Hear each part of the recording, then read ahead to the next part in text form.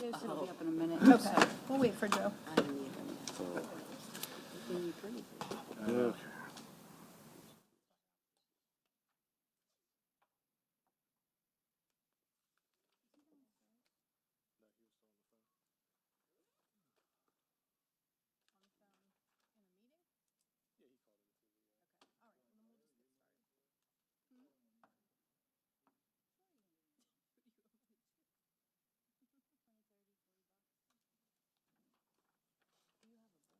All right, guys, we're going to get started. Joey will be in, I think, in a little bit.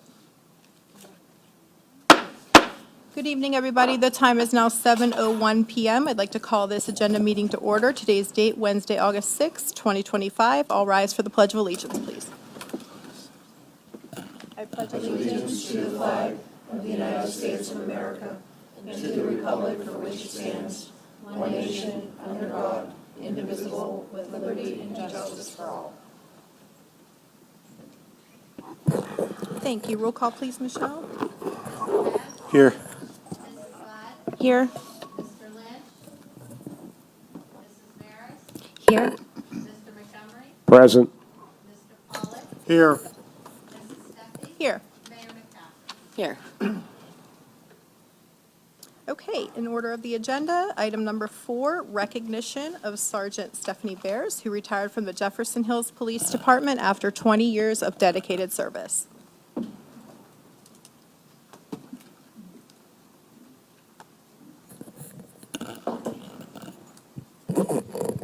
Steph, you want to come up?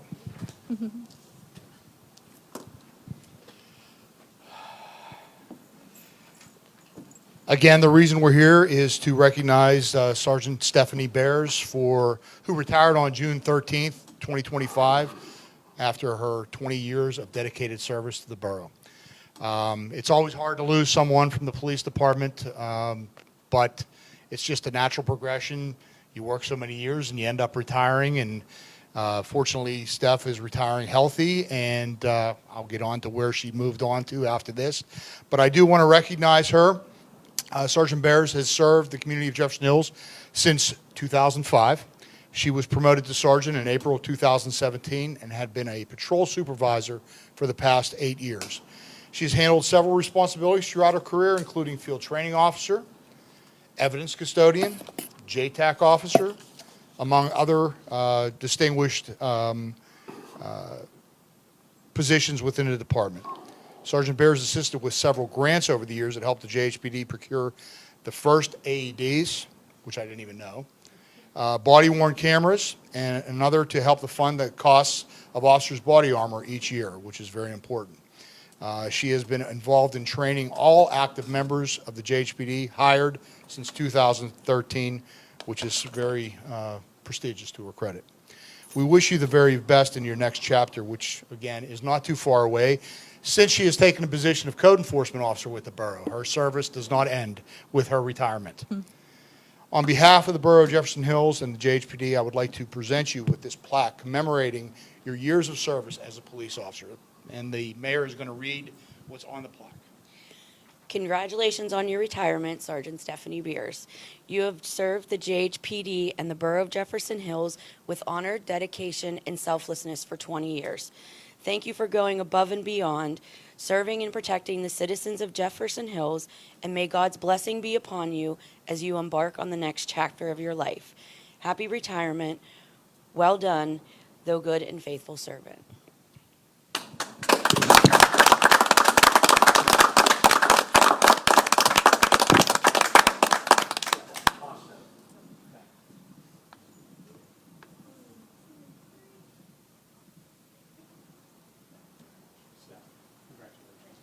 Family, want to come up, grab a picture real quick?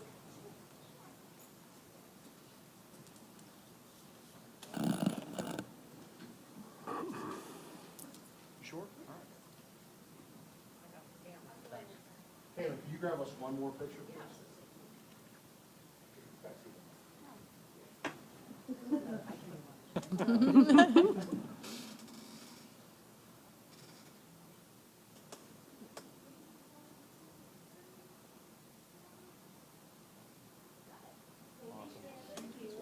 Congratulations.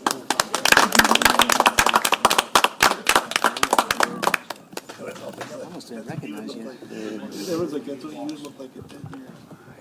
You look like me.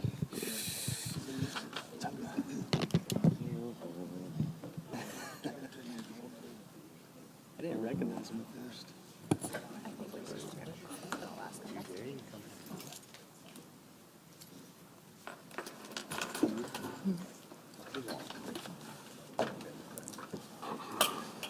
Thank you all so much. Lena, before I go any further, is he just here taking notes? I want to make sure. Okay, yeah, okay. We didn't have anything on the agenda for Boy Scouts or anything, so I just want to make sure we didn't miss anything. All right. For a badge? Okay. All right. All right. Sounds good. Just wanted to make sure. Okay, number 5, report from borough boards and commissions. We do not have anyone here this evening. Number 6, reports. Fire chief is not present. EMS, not present. Consulting engineer, Mr. Reidenbach. You have my report in your packets. I have nothing else to add at this time. It was just a pretty quiet month in the summer here. We'll be picking up with some follow-ups on additional work that's occurring within the borough next month. That's it.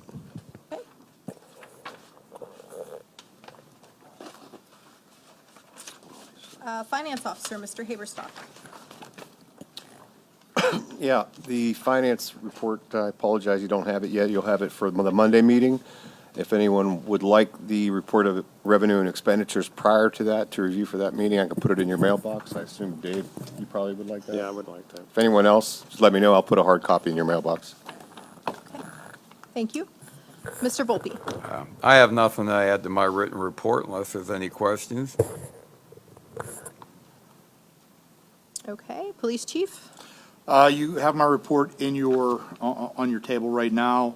If there's any questions, I'll answer them. I would just like to note for the record and ask the residents, the police have been seeing an increase in traffic accidents across the borough.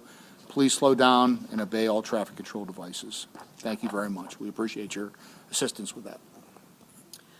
Also, chief, can you just give us a brief synopsis of what was come to light and brought to my attention and does affect my family and my kiddos? And on the way here, unfortunately, I think we just had a call for a really bad scooter accident. Yep. I'm hoping that that child is okay. I called my son and all of his friends to make sure that they were okay. So, Chief, the law that I had found, if you wouldn't mind expounding upon that, please.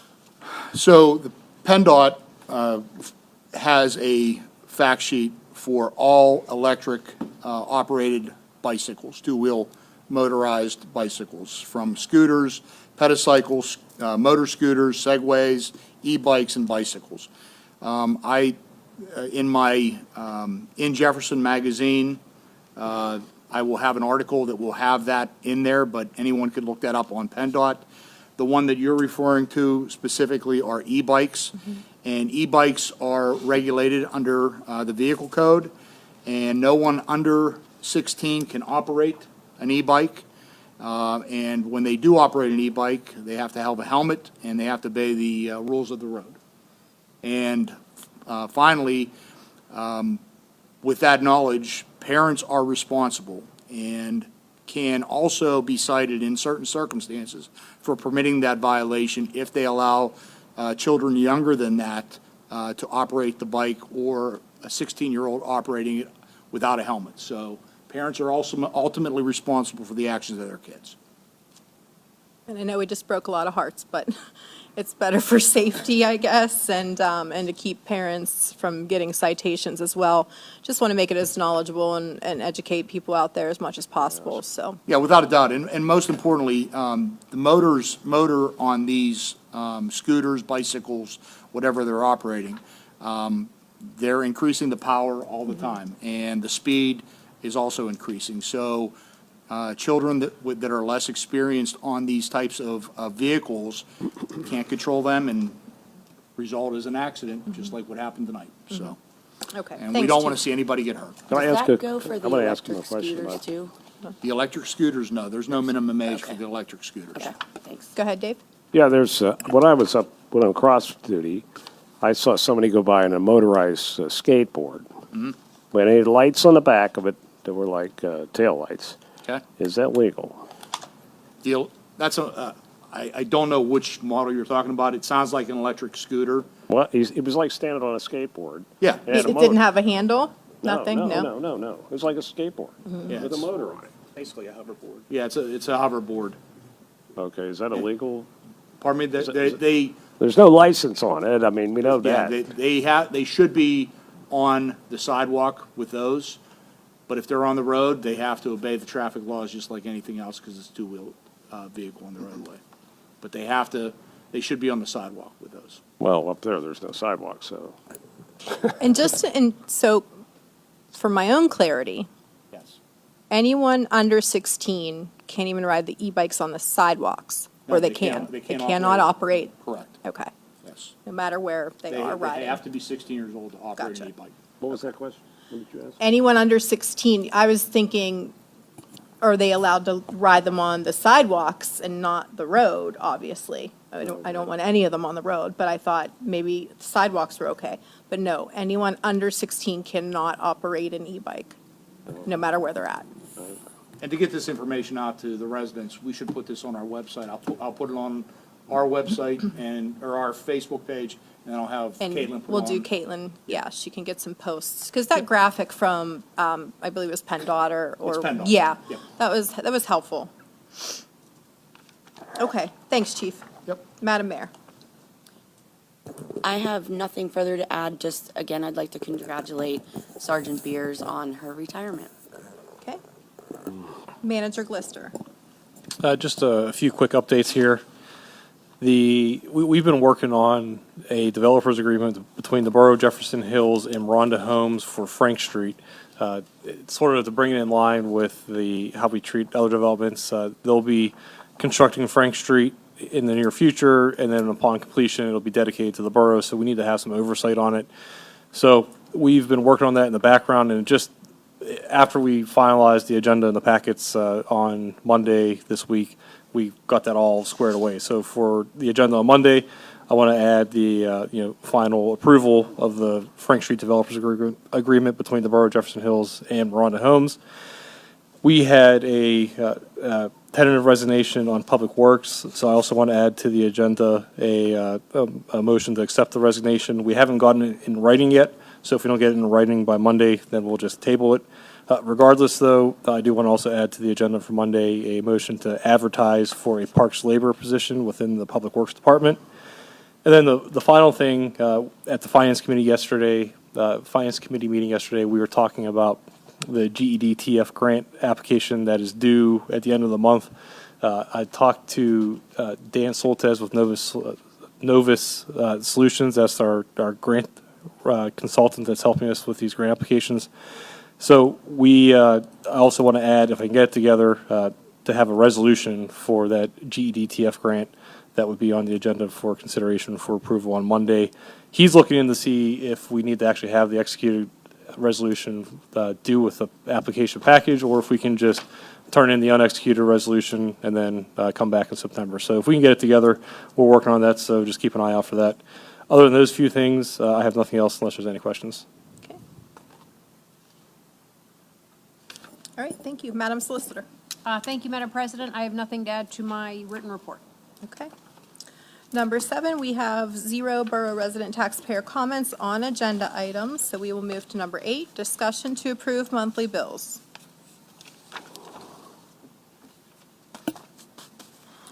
Number 9, discussion to approve monthly payroll. Oh, can I go back to bills? Sure. I have a question about bills. On page 28, at the Snyder Brothers bill, that's what I just didn't know what that was. They're part of the supply. They're a supplier for our, I believe it's gas, electric. I can't remember offhand which utility it is, but they're one of the suppliers. Oh, so that's a utility. Utility. Okay. All right. Okay. That's it. Discussion to approve monthly payroll. Number 10, discussion to approve minutes of agenda meeting July 2nd, 2025.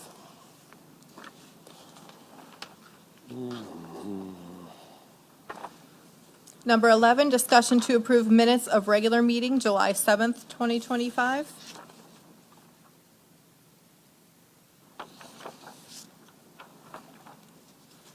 Number 12, discussion to authorize the solicitor to prepare an agreement between the Borough of Jefferson Hills and Elizabeth Township for rental of the borough's vac truck. Can we go in a little bit into detail on this one? Sure. So Jefferson Hills is unique in that we own our own vacuum truck that's used to vac out the sewer systems when necessary. Our public works crew uses it. There's some neighboring communities that when they have a need, they rent it from Shaycog. In an effort to try to increase some revenue for our general fund, we will send one of our crew members out with our truck to work on their behalf for a fee. And this agenda item is to draft that agreement to send to them. Thank you. Is we have, what do you have, one crew member go? Right, we would just send one operator. If Mike wants to jump in, feel free. Yeah, they would provide the labor, our truck, our operator. They wouldn't run our truck or anything. We'd operate the truck, they would do all the laboring. Okay, that's what Shaycog does, yeah. Okay. Have we approached West Elizabeth for that? We can. Part of the discussion is I know some of the municipalities in with Shaycog on their new truck and that, but they've been running into an issue if they are committed to another town for, say, 5 weeks, and they have a major sewer blockage or an issue, they need to contract with somebody to get the vehicle out to help unclog your sewers. And there's only couple other outfits like Robinson and them. If they're committed on the day, they need a sanitary sewer opened immediately. So they were just, fishing around to see if we can work with neighboring communities and make some money to put back in our truck. Because Shaycog, I know they had an emergency truck. They kept it at Whitehall, but. They don't have it anymore. But last I heard, they were trying to sell it, so. Yeah, they don't. They just have their new truck, and my understanding is the communities that went in on the new truck, they had to guarantee Shaycog so many weeks a year of the vac truck and camera. So if their truck's tied up in another municipality and they have an emergency job, the two local communities are scurrying around because they do not have the equipment. Okay. Is our pricing competitive with Robinson, or much better? It's better than Robinson. Okay. Certainly better than Robinson. And I think along those lines, we should add to this, not just the vac truck, we can include the camera as well in the agreement, which I'll discuss with our solicitor. Yeah, I would agree. Sounds good. Thank you all for getting that together so we can add a little bit more revenue. Number 14, discussion to adopt the Allegheny County Municipal Snow and Ice Agreement for the following winter seasons, 2025 through 2026, 2026 through 2027, and 2028 through 2029. Did I? I have a question on that. Oh, I have to go back up to 13 after you're done. Go ahead. I skipped 13. Go ahead. Well, that's all right. Go back to 13. Finish 13. Okay. Discussion to authorize the solicitor to prepare an agreement between the Borough of Jefferson Hills and the Borough of Pleasant Hills for rental of the borough's vac truck. So same situation, Same just thing. with Pleasant Hills, Yeah, yeah. okay. Okay, discussion on 14? Yeah, I just was wondering, I never really object to this idea because the roads are cleared cleaner, but I just don't want to lose money at it. It would be the most ideal thing, I think, if we could just say, if on a light winter, we pay them less, they pay us less, and a heavy winter, I want to be recompensated for it. I don't have to argue about it. In the agreement, That's what I'd like to see in the agreement. you get paid that fee no matter if there's not any snow at all, and then both in the county and the PennDOT agreement, if it's above the seasonal average, they will pay you more. There's a formula in both the county agreement here and the PennDOT. If the seasonal average snow is, I think, above 42 inches, they will pay you more per lane mile in addition to what you get. And if it's a light winter, you don't have to reimburse them. So some winters you make some money and some winters you break even. I just don't like to lose money on that. That's why. I would try to find, if a light winter, we don't take as much. I'm just trying to find a way to make it just be. They'll pay you, they pay you, if you only have a couple inches, you get that agreement amount there. And if it's a harsh winter above the average, you'll get more money. I don't think since we've been doing this that we've lost money on it, have we? Yeah, we No. lost on some of them. Last year we didn't, I don't think. No, not last year. When you have years of no snow, you don't lose money. Right, But you get a big snow meg, I don't know. It just. right, but I think Well, we no, signed, PennDOT never, historically, has never been very cooperative with anything. no, but we signed this agreement with the county when I first got on to council, so, and I don't think we've lost money on it since. So that was 5 years ago. I'd just like to, if I could see the numbers on that. I would like to see what, if we have, or, I'm not disputing what you're saying, but I would like to see it. Sure, What the costs are and are we covering it? That's Okay. what I want to see. I'm sure Mr. Haber's talked about. The costs are variable. It depends on how many hours we're out plowing the roads, how many tons of salt we Right. go through. That's hard to quantify for a specific stretch of road. For 2020, the most recent winter, we are getting a supplemental payment that President Steffi just forwarded me that email today or yesterday. So, because I guess it was unseasonable, a more higher than normal winter, the most recent one, so we're getting a supplemental payment. Yeah, I I just think it wanna was a ma- decent chunk, right? I just want to make sure it's accurate, because I know the PennDOT is famous for not paying enough. And I challenged them once, and they said, well, if you don't want us to pay, if you don't want us to plow your streets, we'll plow them in 2-3 days when we're ready. Right across the border, they're plowing them all the time in Union, so I just had to say that. Okay. Are these rates just like a flat rate, or is it like, is there like any like charges in there, like, salt usage or, There's fuel two surcharge different, uses? the county uses one formula. PennDOT rates their roads from A to F. A is the interstates, the major roads, then B. Most of the PennDOT roads in the borough, other than 51, are D, E, and F, meaning that you're lucky you'll see a truck once a day if it snows. I mean, their main thing is the main roads, the interstates, 51, the parkways, and all that. So, so they rate them. So, according to their A to F scale, is how much they pay for lane mile. And most of the roads we're traveling to get to our roads. So really, the only cost we're out, there's little the fuel we're going from one end of the borough to the other. The only additional cost mainly is the salt.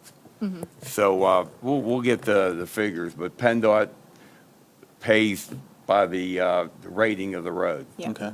A gets more than an F road.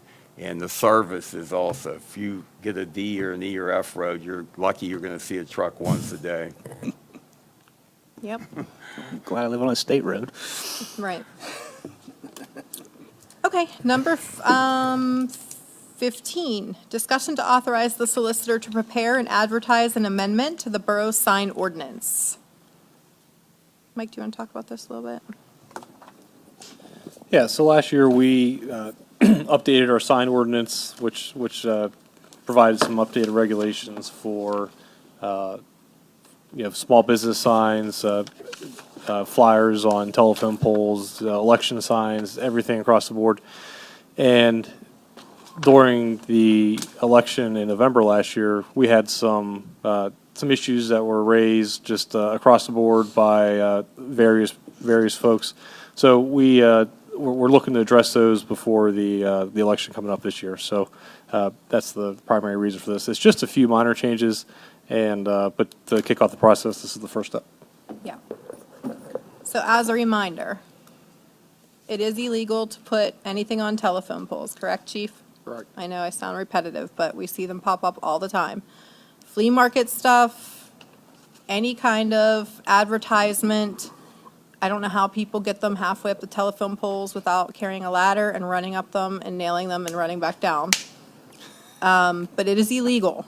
And also the temporary signs. We've actually done, I think we've done really good around here, kind of keeping tabs on things and notifying people after they put something up, just maybe they didn't know that it was not allowed here in the borough. But let's keep that in mind. We've actually cut down on a lot of the signs that I've seen that end up being garbage and laying all over Jefferson Hills, so we're happy about that. Does that go for the football signs? too? Well, that's always been a debate, so, I mean, Those are put up in Pleasant Hills, though. they are mostly in Pleasant They're allowed- Hills. Correct. They do have one that says it can go up Thursday before, they have to be back down by Yes. Sunday. Yeah. After the game. Yeah. So I they think do have- majority of them are definitely in Pleasant Hills. And, I mean, they're good about taking them up and down. And I know the last couple of meetings, we talked about this years ago, when a previous councilman brought it up. But it was something that the past chief said was kind of grandfathered in. It's for school spirit, so I don't know. However chief wants to handle that, that's up to him. So you can mull it over. The football signs aren't on borough property. They're on telephone poles. Yeah, but they're not, they're in Pleasant Hills. I know, but this is is it a state law? Crimes code law, There you go. 6905. Summary offense, can't put any thumbtacks, any signs on any utility poles. Yeah. Sure. Yeah. That blew up in your face. Trust me, this isn't the first time I it did was it brought 2 up years in a ago. council I was the meeting. sign You were the guy 2 sign years guy. ago, Yeah, so- yeah, when that sign up genius comes out, I don't touch that with a 10-foot pole. I'm I not didn't putting realize the I was being signs put up. in danger. I'm concession stand duty, not sign duty. And they enacted that for anyone that's doing maintenance for lights or whatever. on Sure. those poles, Yeah, so they don't get stuck and yeah, they can go up the poles when they need to. right. Okay. Thank you. Number 16, discussion to adopt ordinance number 921, amending Chapter 15, Motor Vehicles and Traffic of the Borough of Jefferson Hills Code of Ordinances regarding truck size restrictions. Go ahead, Mike.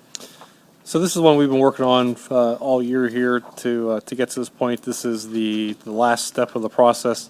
We've had Kyle Brown from Gateway, that's the traffic engineer that was working on this. He came back in April or May, I believe, to talk about this as well. But this all stemmed from some of the roads that are listed in this ordinance, which are Beams Run Road, Stilley Road, Waterman Road, and Ray Large Road. Specifically, it started with Stilley Road, but we were having some issues with trucks getting stuck that were causing traffic backups, and then residents concerned about the backups and safety hazards and things like that. So we looked at what our options were, and we decided to do this vehicle size restriction study.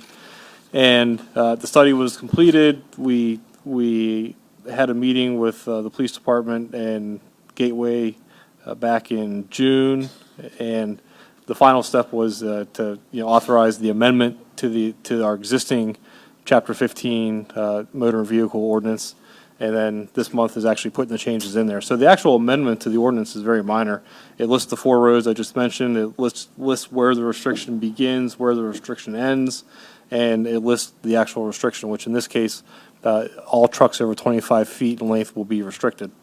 So if this gets passed on Monday, the other thing that was happening in the background in July is Kyle was working. It was part of our follow up from our meeting in June. Is the signage that goes along with this? So the signage will be posted. It's very specific. You got to make sure you capture everybody heading down to those roads. Like for instance, Waterman. People can come down from Guildhall Road, but you can also have people coming out of Washington Square down there. So and then also a lot of these are down along Cochran Mill. So you got to get some signage up on Cochran Mill as well. So we got that all squared away so that once we pass this ordinance, then be able to work with Mike Volpe, Public Works Department, start getting these signs added to officially make the changes. And if you look through the actual ordinance itself, like I just mentioned, the change to the ordinance is minor. I mean, why couldn't we do that before? Well, the issue is if we didn't take the steps that we went through to get to this point, the forms, it's called a TE 109 form. That is signed and sealed by Kyle. It outlines the study, the measurements, and everything they did to justify that 25-foot length, so that if the police do issue a citation, they end up in court and they're challenging it. Well, hey, well, show me what you mean. Where'd you come up with this 25 feet? We'll be able to pull this out, and it'll be sort of indisputable, and that'll be nice to have. So we're looking forward to getting this implemented, and hopefully we'll see some benefits from it. Perfect. Thanks, Mike. I have a question. Sure. Does truck size include a truck and a trailer? Yes. Okay. Thank you. Okay, number 17, discussion to adopt resolution number 26-2025, authorizing application to the Multimodal Transportation Fund Grant for $1,085,040.14 to be used for the Peters Creek Road Rehabilitation Project. Is that a match on that or what?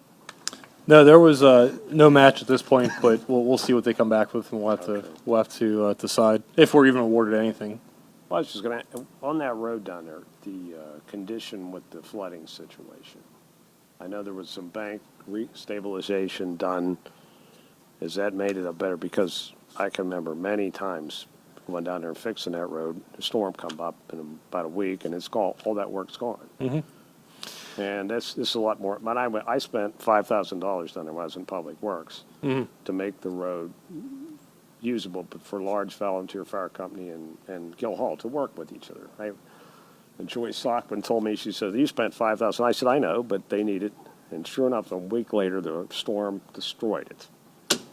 And that's only $5,000. Yeah. This is $1 million. Yeah. So I got to think about that. Thing stuck in my head. Now I know Tommy Level had all these bank stabilization projects he put in down there.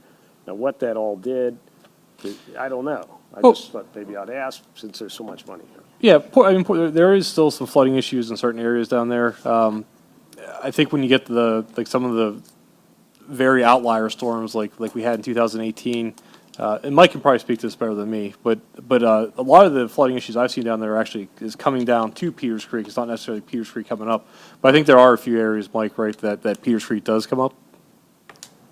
Yeah, we get the first question Dave had when you first get on Peters Creek from Gill Hall, where that first bend is when we had the high raging rapids. It actually almost took out a quarter of the lane, so we had to build the shoulder up so two cars couldn't pass each other. And we used a big R6, 7, and 8 stone so they wouldn't get washed away there. But usually on the heavy rain, usually in the area of Waterman East, and then bound by the patch, the water just gets so high it covers the road. We got to close the road a day or two. Usually peels off the top layer of asphalt. We have to patch it up to get it open. So, yeah, I think that it'll never be perfect down there just because of its location next to Peters Creek. But I think everybody can agree that the road itself is in bad shape. We've been Public Works goes out there and does patching work every year. We'd seal coated it a few years ago, and but overall the condition of the road it needs paved, and it's a long section of road.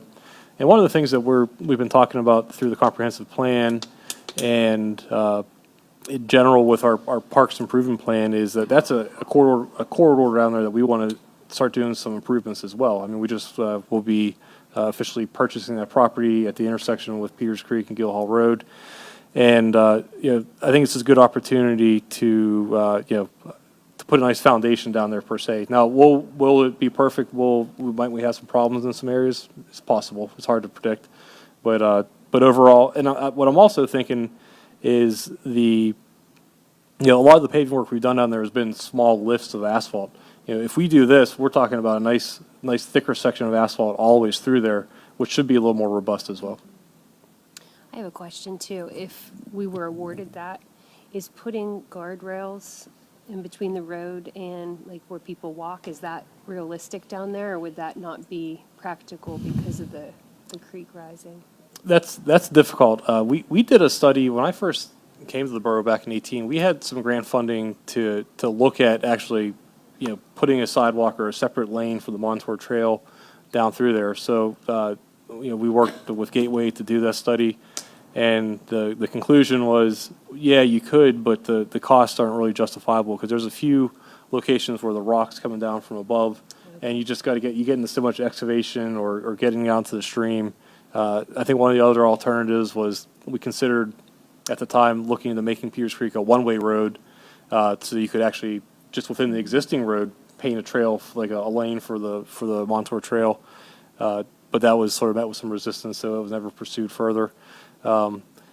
Some guide rail for, I guess to make sure I fully understand your question, is it guide rail to prevent vehicles from going into Peters Creek? Because that might not be a bad idea Yeah, either in a just few like where people locations. walk, where it's like that straight strip. You mean And- right where the bike trail is, the path And that's right now, already there's there? the white little Yeah. Mhm, reflectors okay. that are always Yeah. like Yeah. knocked over. Yeah, they are. Yeah. Like just that strip, I feel like Yeah, that they're- would be really nice to have something Would that be more something that the secure Montour would- Trail would be responsible for, or we would ask them, or is that on us? That would probably be on us. We could talk to them about it, but they'd probably say, since there's really no physical trail there. Now part of this work, that dollar amount here is strictly for paving. Yeah. It's for some milling and paving. There's some base repair in there. Part of what I would envision this project would have to be as well is some additional drainage work. We have to look to do that work in-house. And what is the condition of the base down there? It's very conceptual grant application. We haven't done any cores or anything like that. But for the cost of asphalt and getting from over by the patch over to Gill Hall, that's what the numbers worked out to be. These numbers also include engineering, legal inspection, and all that work as well. So I'm thinking we can keep, if Mr. Soltes can keep his eyes open for anything that would fit a grant for, like Councilwoman Maris is saying, for instead of those reflectors that are just used as bumper car, right now, and not really, functioning properly. If we can keep something on our watch for something a little bit more, functional and stable as far as guardrails or something like that. Are we talking about two different sections of road? I believe Councilwoman Mayers might be talking about Piney Fork, where the actual Like walking under the trail is trestles and now. everything. Yes. That's where I'm talking about Yeah. as well. Okay, and then this, though, is for the actual That's Peters the Creek to large. area. Yeah. Okay. Okay, because I know, I would question too, if we would look at something for Piney Fork, because part of that's in the South Park as well. Right. Okay. pretty Yeah. quickly, yeah. Yeah. Yeah. I don't care about South Park. Yeah. I'm not Some of it opposed is. to that thought, though. Yeah. By any means. What the hell's wrong with that? I think it's, even if that's something that South Park and us can That's no collaborate problem. on together. We're Or does always, it become South Park right before the Green Man's the tunnel, yeah. Yeah, we're always told that you can get grants when you collaborate with other communities a little bit quicker and easier, so if we can, I think, keep that under Mr. Soltes's line of sight, and that would be helpful. Okay, anything else? All right, number 18, discussion to adopt resolution 27-2025, adopting the Borough of Jefferson Hills Emergency Operations Plan, EOP. Vice President Budd, is there anything, you've been working diligently on this with Thank our new emergency management coordinator. Is there anything you'd like to? Yeah, I just want to let council know, what you have here is the basic plan. The entire emergency operation plan consists of a few different parts. The emergency management coordinator, Mr. Rowe, and I have been in contact with Justin Cherma from Allegheny County Emergency Services. He's been very helpful. And he kind of suggested some of the other documents are a little more sensitive with some information they have in them. So just putting them out to everybody was not really recommended. However, they will be available for review. The total document plan will be in, the manager's office. The police, fire, EMS will get a copy of it as well. But so everything will be in there. And also, they did mention the National Incident Management System training, NIMS, as you might have heard, which is very exciting, let me tell you. But it will fill you in a little bit on parts of this that you might see indicating what your role is if there would be some sort of emergency situation in the borough on a larger scale. That training, they said probably fourth quarter this year, first quarter next year or so, but they will send it through Mr. Rowe, and then we can pass it on to everybody who might need that type of training. I did want to thank Alan Rowe and our deputies, Chief Dizgowski, Justin Allen, and Chief Pasco. And most importantly, I need to thank Miss Michelle Harris because she's been my sidekick on this for a little while now, and she's been patient, and she's put a lot of time and effort into updating a lot of these documents, and I've been very greatly appreciative of her efforts. So if there's any more questions, by all means, if I can't answer them, we have people that can. Thank you, and thank you, Michelle. Do we have to take the NIMS test again? I don't believe you do, because you already took it. I can check on whether it's updated or not. I think it's only for those that have not taken it. I've taken it twice. Yeah, I think you might only have to take it once. Okay, well, I've done it twice. So, but anybody that has not taken it is required, but I can check on updates, but I don't think you do. Okay. Number 19, discussion to adopt resolution 28-2025, ratifying the purchase of parcel 1006-R-3 in the amount of $130,000. Is there any talk with Montour Trail to maintain this? We talked about that last month. This is the parcel we're buying. Yeah. We're talking about the parcel. Weren't you talking that about we're taking across care the of. street? You wanted to inquire about them We're gonna ask them to maintenancing? give it to us, since we maintain it. The one across this, yeah, we are, I'm not going to waste our breath asking the Montour Trail to maintain this parcel we're buying when we're maintaining the parcel across the street that they own. They should give it to us. Well, I know, I'm just saying, when I see it in South Park, they have crews that do a lot of this. The Montour Trail does? Yes. I'm personally, if we purchase it and it's our property, I'm personally a little more comfortable with our crews maintaining it. Okay. All right. This ratification, Mike and Brian, actually, Brian, do you want to, the closing date on this? We closed on it on the 30th, was it, Mike? Mm-hmm. Yeah, we closed on the morning of the 30th. It's a done deal. We own Yep. that And property. And you already made a motion to authorize it. The title company just asked for a resolution. Yeah, So so it's this is just for their benefit. Oh. literally. Okay. Sweet. I wasn't aware. So July 30th, done deal. Yep, we closed escrow. So we are now the proud owners of Piney Fork and Hill Hall. Where's the key? Piney Fork. Piney Fork. I'm a little particular. All of the above. I know, you love saying Piney Fork. That's what it is. It's a fun road. See everything. Okay, there. number 20, Borough resident taxpayer comments on non-agenda items. We have 0. So we'll go into general business. Councilman Bentz. Just a reminder, in 3 short weeks, school starts again, so keep your eyes open. Maybe they'll shut those e-bikes down, but the buses will be out there, and the kiddos will be out and about, doing school stuff. Wah, wah. Thank you. Can't post your signs either. On the telephone pole. Sorry, I shouldn't have brought that up. Can they put the signs on the e-bikes as 16-year-olds ride them down the road? They make them like helmets. They're good. Can they lean Like them, taxi cars. Can they lean them up against the telephone pole? All right, Councilman Lynch. Huge congratulations to Sergeant Beers. We really definitely are grateful for all the years of service you put into JHPD and our community. And even though it's not goodbye, we're still looking forward to be working with you in the future. So, but nonetheless, huge congratulations and definitely well deserved. Thank you very much. That's all I got. Councilman Montgomery. Well, I have some very sad news tonight. Lou Gorski passed away today.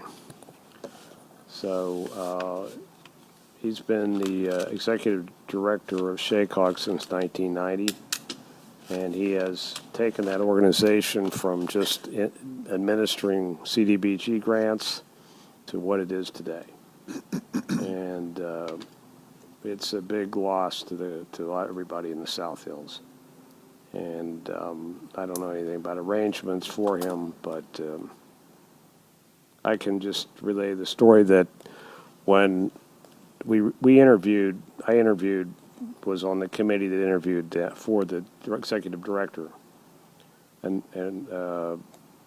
the council member in Brentwood, Fred Flonson, said, I really need you to come. I said, oh, okay, be here at 7. We're going to interview 9 people for this job. And so we went through, and I'm taking detailed notes, and the number 4 candidate looked pretty good. She was with the county treasurers. I said, this is what, and the guy from Dormont kept saying, lose the man, lose the man. I said, I know he's your friend, but, shut up. I just got sick of this. Lou was number 9.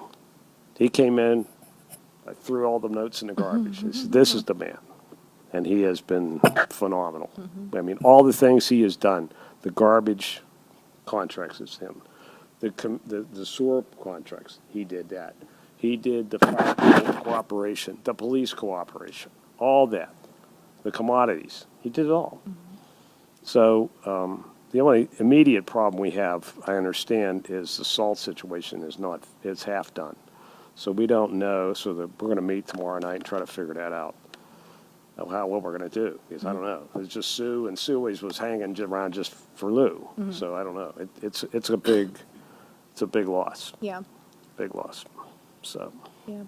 Yeah, I was sad to get that email today. I did meet him a few times at one of the meetings, and I know even just within his detailed emails and the Zoom meetings that I attended for Shaycog as the alternate, he really, you can definitely tell he cared. He put, time and effort into everything, and he was certainly the man behind the wheel for Shaycog. So he will certainly be missed by everybody that has come in contact with him.